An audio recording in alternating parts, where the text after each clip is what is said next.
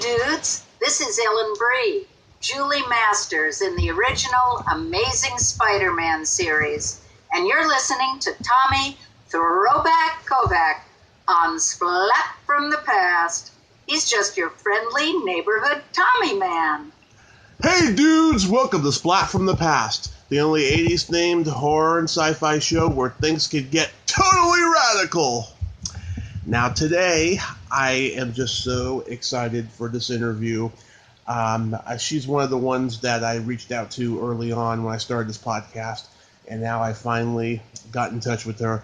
I will be interviewing Joanna Pang, who played Cindy Lee on the original Secrets of ISIS series back in the 70s. Yes, the spin-off of Shazam. I finally got somebody from that era.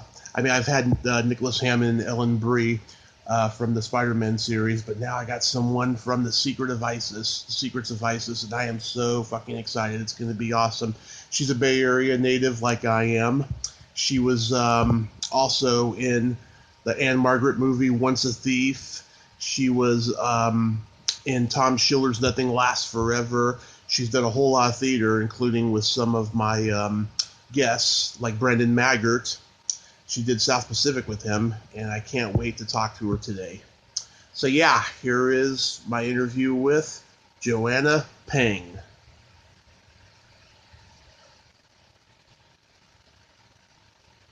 Hello? Hey Joanna, welcome to the show. Thanks, nice to talk to you. Yes. This is such a great honor. Thank you for taking the time today. Oh, you're welcome. Thanks for asking. Absolutely. So, going back in time, did you gravitate toward acting early on in your childhood? Well, early on in my childhood, I was really interested in dancing. I grew up in the ballet world, and I got very interested as a really young teenager in musical theater, and then the musical theater definitely led me into acting, TV, film, and all of that. Mm-hmm. You did a lot of school plays and community theater? I did school plays, I did community theater. Yeah, I did all of that. Yeah. And like me, you're a Bay Area native? Yes, I am. Yes. Yes. I'm born and raised in San Mateo, California. Oh, yeah, nice. Yeah. Well, back then it was. It's not anymore. It's just a dot-commer town now. Right. Silicon Valley took it over.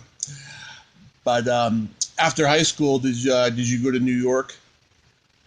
Well, I had an opportunity to travel around the world, and I was traveling and dancing, and then, of course, I ended up in New York. I moved to New York primarily to pursue theater, and of course, I went to dance class every day. I went to auditions every day, and I did some theater, but I ended up doing almost all TV in New York and in California, but my basis at the time was in New York. Nice. Did you study with any prominent teachers there? I didn't study a lot of acting classes. Mostly I was going to dance classes every day, and then in between dance classes I was going to singing lessons and also auditioning every day. Mm-hmm. And working in between, because I would get, a lot of jobs here and there. I was really lucky because even though I had moved to New York for theater, I got a lot of TV commercials. I got a lot of modeling jobs. So I was lucky to be able to pursue all the things that I wanted to do as far as theater and still earn money modeling and through commercials. Mm-hmm. Did you also feel, too, that you really had gotten your education in acting? You didn't really need more of it? It wasn't even so much that. I think everybody always needs more. But when you work with really good directors, they bring out of you what they want. So sometimes it's just instinctual, and sometimes you need to be trained. Yes, all of that. I think acting lessons are fabulous, and I took some, yes. Yeah, because I interviewed an actor. He told me that once he got to New York and he started doing theater there, he said he had really no interest in taking more acting classes. He felt like he learned everything where he was at before, you know. I don't know. I don't know that you always learn everything. I think you can always grow. I think it's great. I mean, the more you work, the better. You're always learning while you're working, but you're also learning while you're taking lessons and learning from other people, learning from the people that you work with. Mm-hmm. I absolutely agree, too. Yeah. I see you did some really great musicals, The Music Man, West Side Story, The King and I. Wow, were those all great experiences? Oh, they were fantastic experiences. Music Man, West Side Story was incredible. South Pacific is like my bread and butter show. I mean, I don't do that anymore, but I played the part of Leon, who is the young Polynesian girl. My first time I did it, I was 13, and I think probably my last time I did it, I was 25 or 30. So it was like I could call my agent and say, I'm not working right now, who's doing South Pacific, and he'd find me South Pacific. So, yeah, that was a fun show, too. They're all great. You learn something from every musical that you do, not just learning your music and the choreography and your lines and all of that, but just working with so many different people gives you great experience. And doing 8 shows a week, too. Yes, a lot, yes. Yeah. Right, that's right. In South Pacific, that's where you met Brandon Maggart and worked with him. Yes, oh my goodness, we did a long tour with Jane Powell and Howard Keel. It was so much fun. It was great, yes. Howard Keel? I have a lot of friends from those days. Wow, you worked with Howard Keel. What was that like? Oh, it was fantastic. His wife was Judy. She traveled with us, and their little girl traveled with us. It was a lot of fun. I love to be on tour. It was great. Oh, that's awesome. Yeah, I interviewed Brandon just out of really strange luck. A colleague of mine interviewed him last December, and I listened to the interview, and he had mentioned, he had just turned 86 and stuff, and I was like, wow, even though he's that old, I think I should reach out to him because he could not be alive next Christmas, and he was in Christmas Evil, Yeah. And so I reached out to him. We did the interview. He was great. We related because we're both recovering alcoholics. And then a couple of weeks after that, another colleague of mine interviewed him, and that will be out this Christmas. He always likes to wait a year to release interviews for some strange reason. Oh. But yeah, so he did 3 good ones in a row. Oh, that's great. Yeah, Brandon and I are still friends. We're friends on Facebook. We communicate. So it's great. I've read his books that he's written.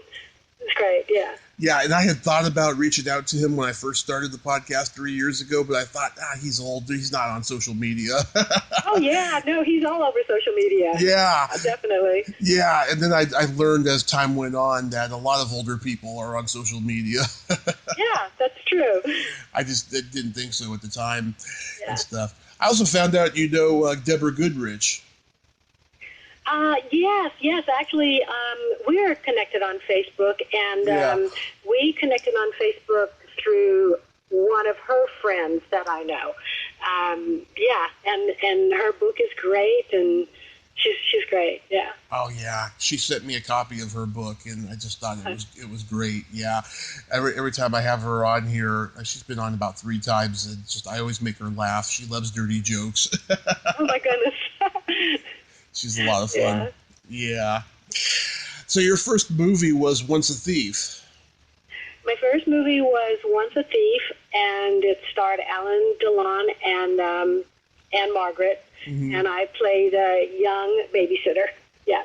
And the interesting thing is that I had already done a lot of theater. I had an agent in San Francisco that started me working when I was very young, and so that was my first movie, but I had done so much theater, and in theater, of course, you're used to projecting, depending on how big the theater is and all of that. So I only had like 3 lines in this movie, and I don't even remember what the first line was, but I remember the director said to me, "Oh, don't project. Take it down a little bit." I said, "Okay." Yeah. So anyway, that was fun. As you get to interact with Anne Margaret or Jack Palance or Van Heflin. No, I didn't see them. I think they walked by in the scene while I was standing on the steps. But no, I didn't have any lines with them. Wow. That's just exciting, though. At least you got to be in a movie that they were in, too. That's right. That's right. Do you remember anything about the director, Ralph Nelson? I don't really remember. It was so long ago. I don't really remember. Just he told me not to project so loud. That's what I remember. Oh, he directed Charlie with Cliff Robertson. Yeah, well, he's done a lot. Yes. Yeah, that one in particular, I remember the most because he won the Academy Award for it. You did a family series called The Patchwork Family. Patchwork Family, in a roundabout way, actually led to my getting the part of Cindy Lee on ISIS. So, I was, moved to New York to pursue theater. One of the first productions I did was an off-Broadway show called Morality, and it was performed at the Mercer Arts Center, which is an old building which has since been torn down. It's not there anymore. It was an old building in the Village, and it was a big building, and they had little cafes, and they had a couple of small theaters. And in that production, I had a little monologue, and when I did my monologue, I danced with a fan, and I would snap it and use it as a punctuation mark to what I was saying. I can't remember what I was saying, but I just remember I used my fan. And in the audience was the director of Patchwork Family, and he loved that I was snapping my fan, and it looked like Japanese dancing, and I can't remember that. I think the next day he got in touch with the director, who got in touch with me, and then I connected with him, and he hired me for Patchwork Family, which was a great job. One of my harder jobs because I was a member of the family. Mm-hmm. Everyone on the show had their own little segment, and everybody in the family didn't work every show, but sort of every other show or every third show. And you pretty much created your own segment with what the director's theme was. Sometimes it was a holiday theme.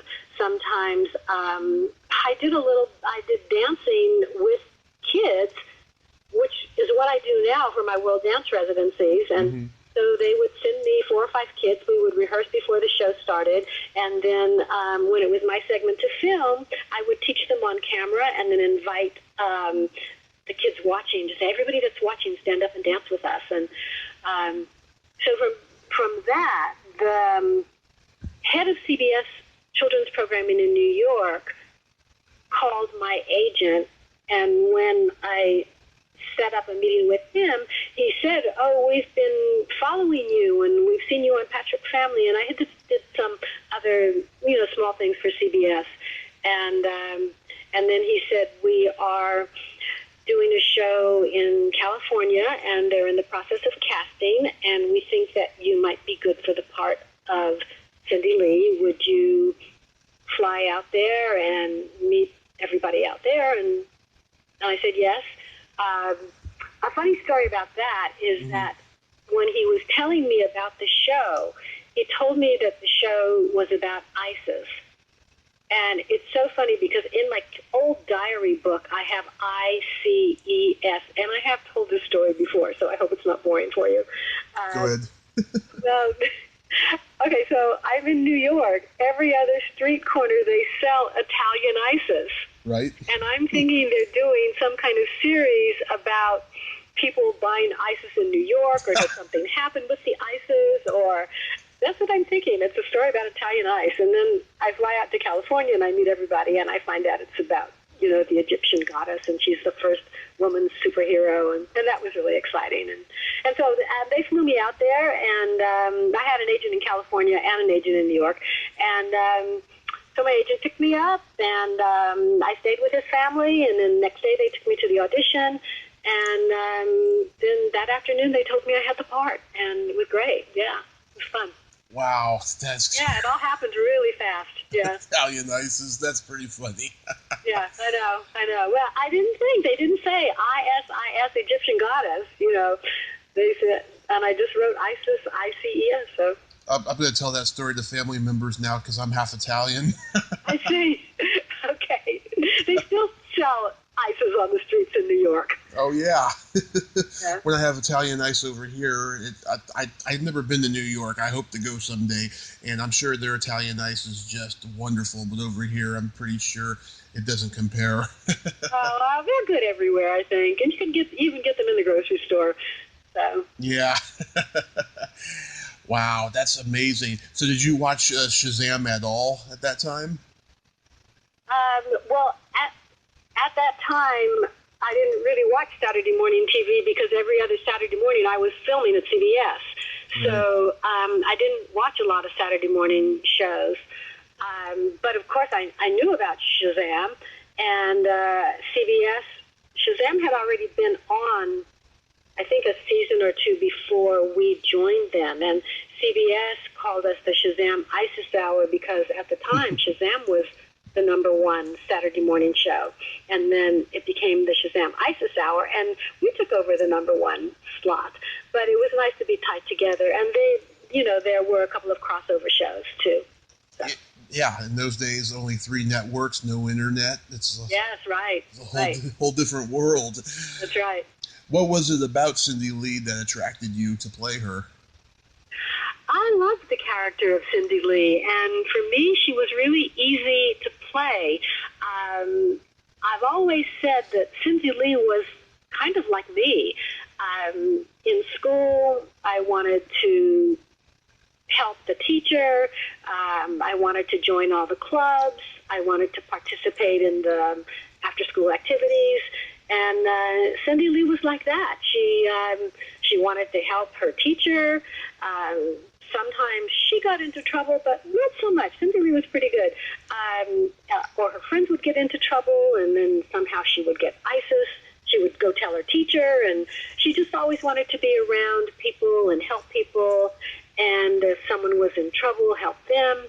And she had a nice character of helping people and participating and all of that.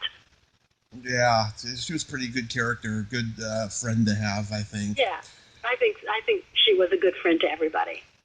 Were they 16-hour day shoots?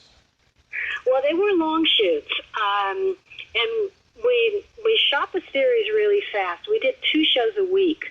So we would do 1 show for Monday, Tuesday, and half of Wednesday, and then Wednesday afternoon we would start the second show and shoot Wednesday afternoon and Thursday and Friday.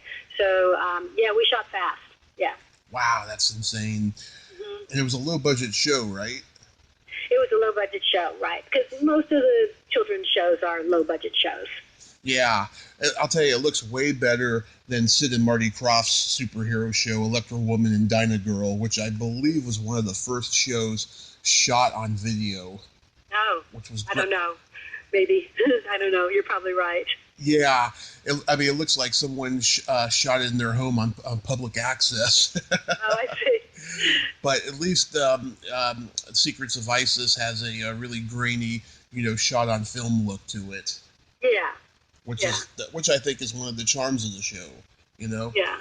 Because I grew up watching Wonder Woman, The Incredible Hulk, and The Amazing Spider-Man series that were on in the 70s. And I didn't know about Shazam until TV Land in the early 2000s when it came on. And I saw this, I believe, on Sci-Fi Channel in the late 90s.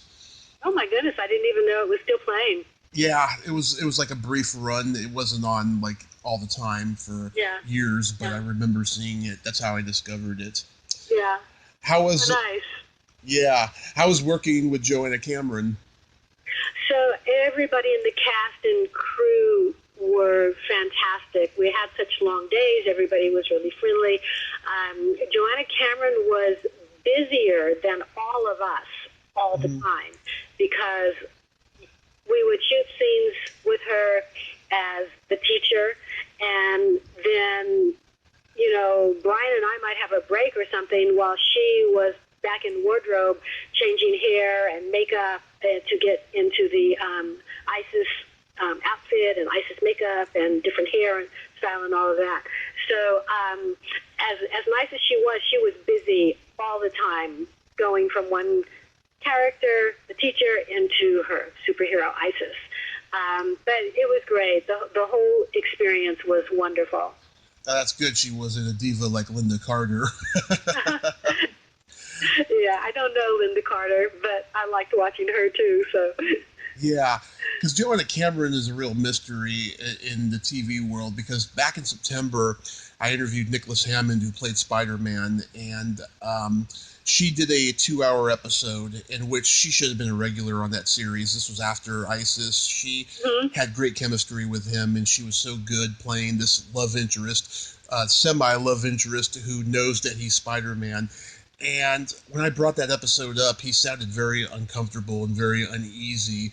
And I asked him what it was like working with her, and he said it was good working with her, you know. And I think he kind of wanted me to change the subject and this stuff. It was weird. Well, you know what? It's interesting because Joanna Cameron, she's not on any social media. Right. And I think years and years ago she did a couple of conventions, but she doesn't do them anymore. And you know, she's not out there. So yeah. You know, how much does everybody feel comfortable talking about her because she's not really out there in the public anymore? Yeah. Maybe she'll come back. Maybe she'll come back.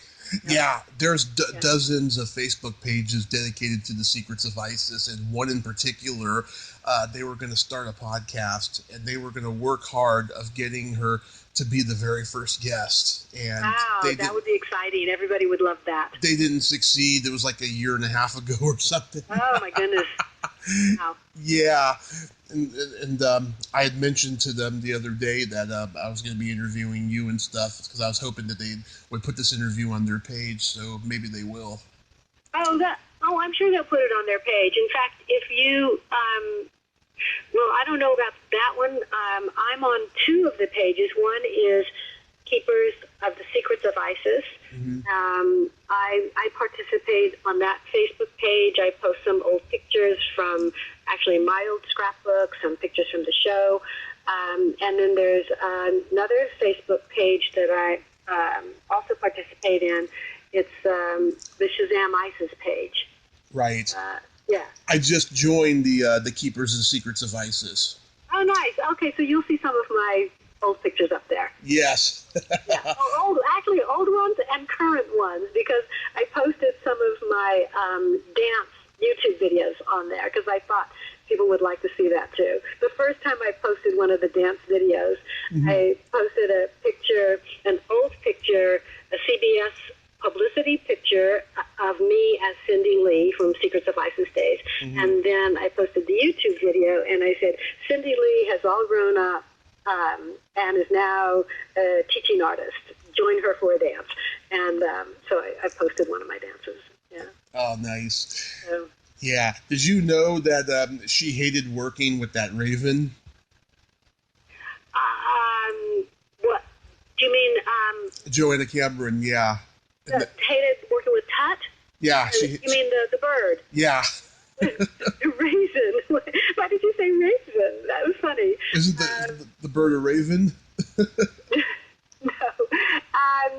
Yeah, I don't think she liked working with Tut. And in fact, it's funny, I didn't think that I actually ever had a scene with Tut. And then I looked at one of the old shows a while ago. I don't even remember what one it was. And I had a whole conversation with Tut that I didn't even remember. Yeah, that sometimes was a pain in the neck, I guess. But I didn't mind. That's cute. But I don't think that she liked Tut. That's cute. Yeah. So to this day, you still have no idea why you got written out of the show. Oh, that's a question I am asked all the time. Yeah. And I know that Cindy Lee was a popular character. I got lots of fan mail. CBS actually sent me on some events, representing the show. Mm-hmm. And so when the second season was, getting ready to start, I hadn't heard anything. And so I was back in New York, and I called my agent, and I said, is Secrets of ISIS starting up again? What's going on? I haven't heard anything. And he hadn't heard anything either, and he made some calls and called me back. And, the word is, it's just a standard thing they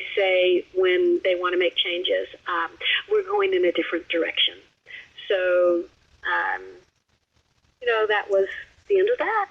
So there's nothing that I can do about it. Yes, I was disappointed, but, I grew up in show business, so, you have some great jobs, and then they end, and then you go on and you get some other great jobs. So the interesting thing is that when the DVD came out, and that was really interesting because when I got called to do an interview and participate in the DVD, I didn't even know that there was still a lot of interest in that show. I didn't know there was any interest in that show. Well, actually, like a year or so before, someone else had called me to do an interview, and because there was another website where they interviewed me. Oh, and they interviewed Joanna Pang on that too, but it was a long time ago. And it was all about the secrets of ISIS and the characters. And yeah, that website's a lot of people. That website is still around. That's actually how I collected some information about you. Oh, I see. Oh, you read that one. To ask about, yeah. Then I did an interview for the DVD also. So that's out there also. I got to get the DVD. I didn't even know it was on DVD. Yeah, it was on DVD, and that was very exciting when they called that they were putting the DVD together. I sent them a lot of material. I sent them a lot of my old pictures. I sent them some of the scripts, just that they could copy them. They couldn't keep them. Yeah. And then they sent actually just a camera person and a sound person to my house to interview me for the DVD. And then when it came out the following year, we had a little mini reunion, which was so much fun, at Comic-Con in San Diego to promote the DVD. We had our own panel and autograph signings, and it was a lot of fun. And it was so much fun to reconnect with everybody. And Lou Scheimer was there, yeah, and some the writers from the show, Brian Cutler was there, and of course, the one that I had never met was Rennie Carroll, who took over, well, she didn't take over the part of Cindy Lee, she had her own character, but who came on as the teenager in Secrets of ISIS, and she was great. We had a really good time with our little reunion. Fun. Yeah, I've never been to San Diego Comic-Con, but I heard it fills up fast. You know what? Before I did the DVD, I had never heard about Comic-Con. Yeah. And then, oh my goodness, it was so exciting and so much fun. It was huge. And my husband and I, we have a son. Our son is all grown up and married, but this was when Lost was like the #1 show. Do you remember that show, Yep. Lost? Yep, I sure do. Okay, so Comic-Con had a panel with all the Lost characters, actors, and of course the line to get in that was thousands of people wait in line to get into that panel, and my son was never really impressed with my celebrity or the fact that I was on TV or all of that. But he was impressed because I got us VIP passes for the Lost panel, and he was really, really excited that we didn't have to wait in line. We had a special section to sit in and all of that. Then he was really impressed with his mother's celebrity. Yeah. So, it was fun, yeah.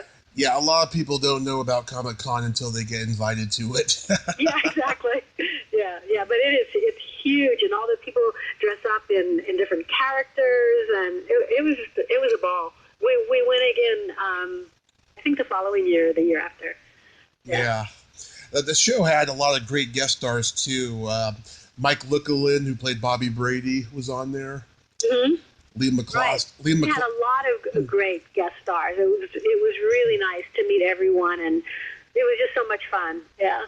Liam McCloskey, Craig Wasson, Deborah Lee Scott, a lot of great people were on that show, yeah.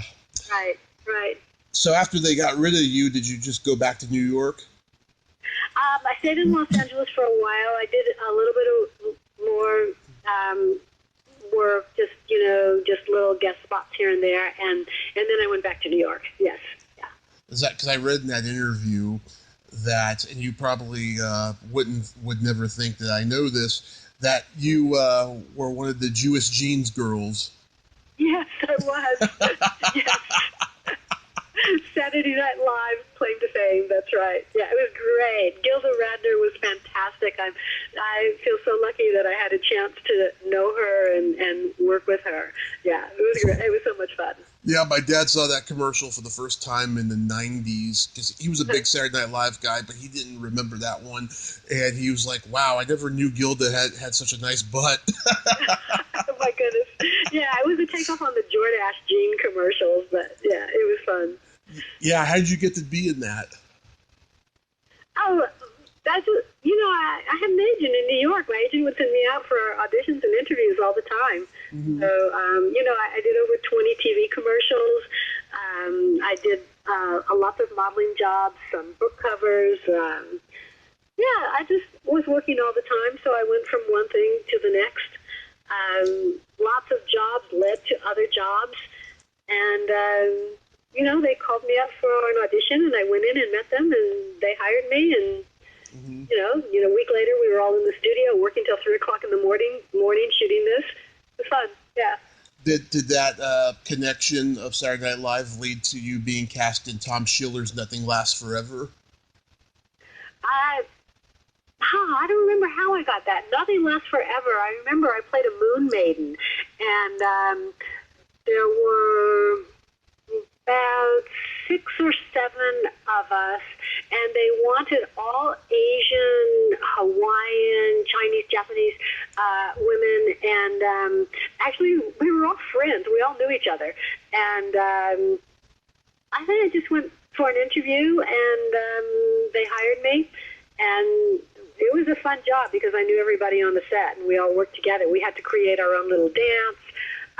The only bad thing that happened was that we all had microphones on because we had to sing a little bit while we were dancing, and one of the girls got a little burn from the microphone. That wasn't good. Other than that, it was a fun job. I think I posted some old pictures on Facebook from that shoot. The microphone caught on fire and someone got burned, you said? Yeah. It just got overly heated or something, or there was a short in a wire. Something happened.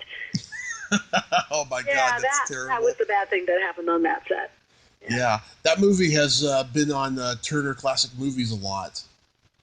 Oh, my goodness, I haven't seen it. I think I have an old DVD of the movie. Yeah, because, the movie didn't get released for a long time. Bill Murray kind of got it released late in theaters, much, much later, like 20 years after, he convinced people to see the movie and stuff to have it seen. Because I know Leonard Maltin saw the movie somehow in the 80s, and he wrote a review about it in his book. Mm-hmm. I didn't know that. Yeah. Yeah. Because I met Zach Galligan at a couple conventions, and I heard that from him. Yeah. Oh, nice. Yeah, he's a very interesting guy. I told him how much Gremlins scared me when I was a kid, but yet at the same time I was obsessed with it. And he says, "Why are our earliest memories related to fear?" And he went on like a 5-minute tangent about it that was boring the hell out of me. And after he was finally done, I just said, "Mr. Galligan, can I get a picture with you?" And then goodbye. Yeah, I see. Yeah, now I'm trying to get him on the podcast. I just hope he doesn't ramble like that again, though. I see. And I also found out you were cut out of Stardust Memories. Oh, yes, but it was still an interesting job, though. I was cut out of Stardust Memories, and it's funny because I worked on that movie for like 2 weeks, but I didn't really work because there was a lot of sitting around and waiting. And then when Woody Allen was ready to select people for a particular scene, he had us sort of like lined up, and then he stood far away from us. And he selected certain people. I was one of the ones selected, and then everybody that he selected spent a lot of time in hair and makeup and wardrobe and all of that, and then we were in this party scene, but I ended up not being in the party scene. I think I was in it, but I was never on camera, So, but it's still, I sat around for 2 weeks and then finally had my day to go to hair and makeup and wardrobe and then, yeah, but that happens sometimes. I met lots of nice people on that while we were sitting around waiting. Mm-hmm. I heard Woody doesn't like to talk to actors very much. He just lets them do their thing, and if he likes it, he likes it. Yeah, he didn't talk to any of my group directly, and he stood sort of far away from us, but close enough to pick the people that he wanted, and then he, whispered to his assistant next to him, and then he walked away. Yeah. So no direct contact with him. That's an interesting guy. Yeah, very. So did you decide you were going to stop doing on-camera acting? It wasn't a real conscious decision. I got married, I had a child, and I still worked. My son saw me in a big theater production, and he loved it, and I said, remember when you see me on stage, you can't wave to mommy or say anything, and, that was really cute, and he came to rehearsal in New York one day and had lunch with the cast and all that. No, I sort of eased out of it once I was married and had my son. I traveled with my husband, and we lived in Budapest for a year. My husband was making a film over there. Our son just made the cutoff to go to the American International School for Pre-K, and the principal was from New York, and I just went in and talked to him, and I thought, well, I traveled quite a bit around the world performing, and maybe he would like me to come in and do a little dancing with the pre-K class, because that's what my son was in. Mm-hmm. Well, the principal loved the idea. He had me teaching pre-K and first grade and second grade, just some dances from around the world, and they put on a little performance.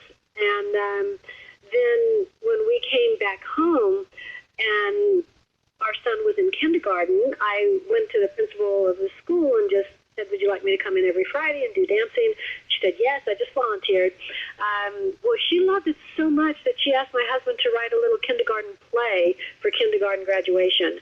And so that was kind of the beginning of my teaching. Well, I taught a little bit in California too, but we began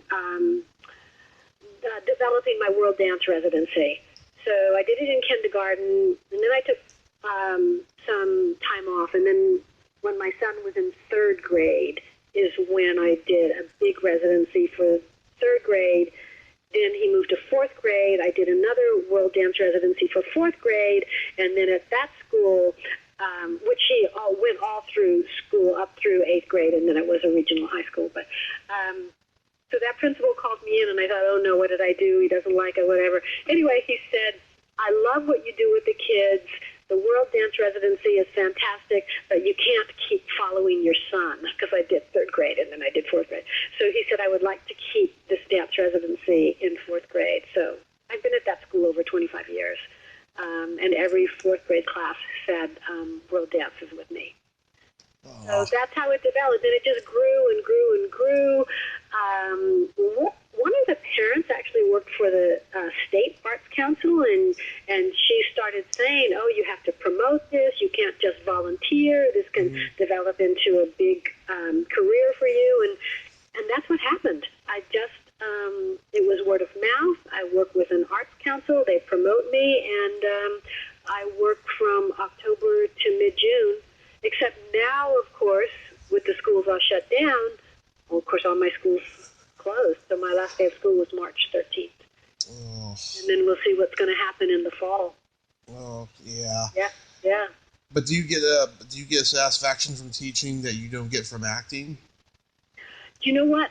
You get satisfaction from so many different things when you're working. Acting is very different kind of satisfaction, and teaching is fantastic because I only go to a school for 2 weeks, and from day one, when I'm first introducing myself to the students, and they know it's about a dance residency. Some of the kids are really nervous about being on stage. They're nervous about performing. And my satisfaction is seeing them grow from day one to the end when they are performing on stage and doing their speeches and introducing the country and the dance. And it is tremendous. It's tremendous. They grow in such self-esteem and self-confidence. And my residency is all-inclusive, so the other thing very, very satisfying for me is to work with children that have disabilities and incorporate them into the program. And I've had parents tell me that they sit in the audience and just cry because they didn't think that their child could do this. Oh. Or I had a little boy that was autistic, and the noise was hard for him. And the first day he came, he sat down on the floor in the wings, and I just went and talked to him, and I said, "You're not going to dance with us?" And he shook his head no. I said, "Would you like to?" He said no. And then I said, "Will you stay and watch?" He nodded and said yes. And do you know the next day he got up and danced with us? So there's just so many things that are joyful for me to teach. It's really incredible.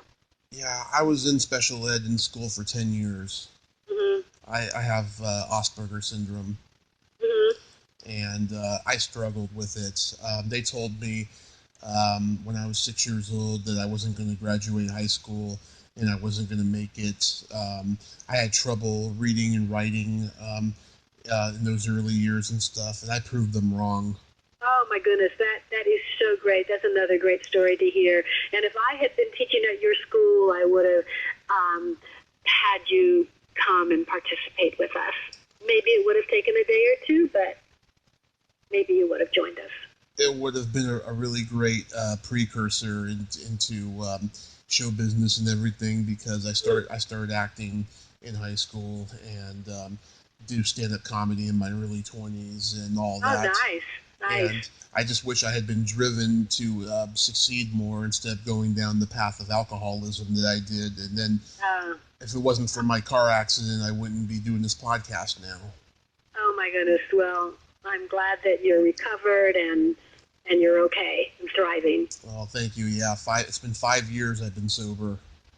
Great. Congratulations. Thanks. When you get into a car accident, you don't need AA because that's a 13-step program. Yeah, that's right. Yeah, I always say. I've heard about it. I haven't participated. I don't drink at all, but that's good. I've heard about it. That's good. It's okay to do it once in a while, but after a while, you just do it every day, and it's not good, you know. Yeah, right. So how long has it been since you've done a Comic-Con? Oh, it's been quite a while. I don't know. It's been quite a few years. I guess the DVD came out, trying to think, it's been at least 10 or 12 years. Wow. I still get notices every year. And I still sign up. I had my Comic-Con badge for last year's Comic-Con, but we didn't go. So I'm still considered you can still get a professional badge if you have been in a show, and all of that. So, maybe we'll go back again. It was a lot of fun. Yeah, because I'm sure with the revival of Shazam and ISIS, I'm sure they'll be asking everyone back again. Yeah, it was fun to go. I mean, it was a long time ago. I can tell you in a minute. Let's see. I'm sitting at my computer, and it's here. Let's see. I can't find the year. But anyway, when we went, it was so much fun because we met people who had watched the show as kids, and now they were watching the show again with their kids. So that was really exciting. Yeah. Oh, that's wonderful. So now we get to my secret silly game that I like to indulge my guests in. Uh-huh. And how this works is it's a series of silly slumber party questions. And I ask the question, you answer it, and then you ask me the exact same question, and I answer it. I see. Okay. Okay. Wait, anyway, I just found this. The DVD came out in, oh no, sorry. I didn't find it. Oh. Okay, go ahead. Yeah. Okay. Joanna, are you ticklish? Yes, I am. Are you ticklish? I am very ticklish, yes. Is your belly button an innie or an outie? Yeah, do we really have to play this game? Why do you do this? It's just, the inner dorkiness of people relating. I see. Well, I don't like to relate about those kinds of things. Okay. So ask me something else. Okay. What color are your toenails painted? Well, they're usually painted red, but they have no paint on them right now because everything is shut down. Yeah, same here. Last time I painted them, they were purple with sparkles. I see. What would you say is your best personality trait? Well, I try to be positive about things. I always like to look at the positive rather than the negative. You sound like a very positive person. I agree. Oh, thanks. How about you? My sense of empathy and the fact that I have no filter. Okay.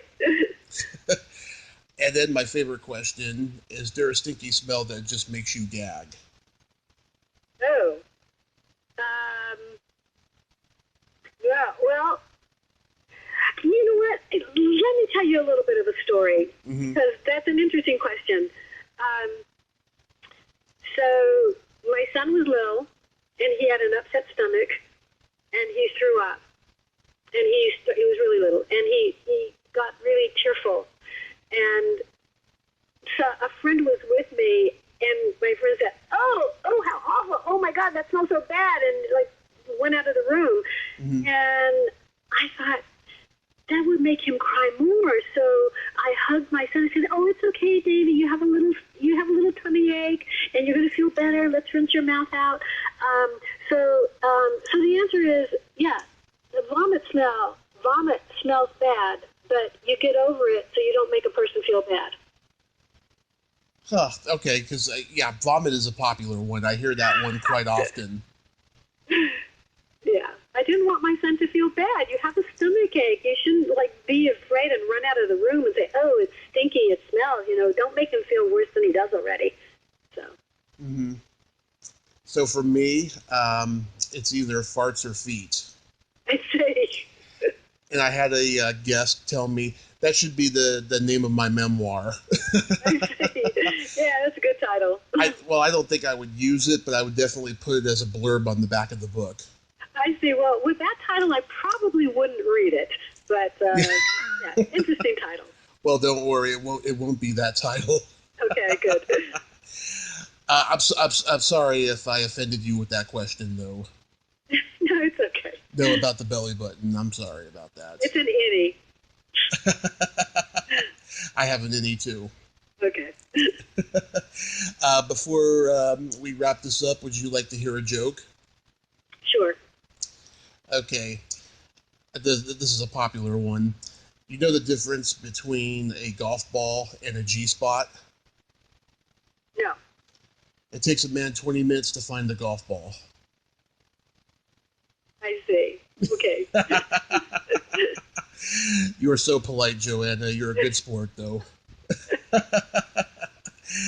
Well, I thank you so much for coming on today. You're welcome. Yes, I hope I wasn't too much for you. No, you were okay. A little bit different interview than I'm used to, actually.